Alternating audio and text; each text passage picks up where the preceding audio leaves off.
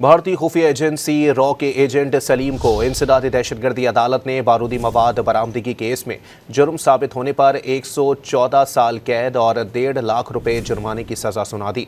Raw agent Salim ने दौरान तफ्तीश भारतीय खुफिया एजेंसी रॉ से ताल्लुक का एतराफ़ किया। उसने 2012 से 2014 के दरमियान 3 मरतबा भारत का दौरा किया। सलीम 1979 में गैर कानूनी तरीके से भारत से पाकिस्तान आया था। उसने जालसाजी से पाकिस्तानी दस्तावेज़ात और पासपोर्ट हासिल किए। उससे 4 पाकिस्तानी पासपोर्ट भी बरामद हुए।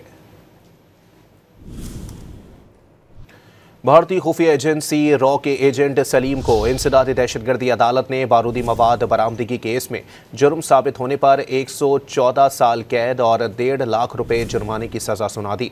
रॉ एजेंट सलीम ने दौरान तफ्तीश भारतीय खुफिया एजेंसी रॉ से ताल्लुक का एतराफ़ किया। उसने 2012 से 2014 के दरमियान 3 मरतबा भारत का दौरा किया। सलीम 1979 में गैर कानूनी तरीके से भारत से पाकिस्तान आया था। उसने जालसाजी से पाकिस्तानी दस्तावेज़ात और पासपोर्ट हासिल किए।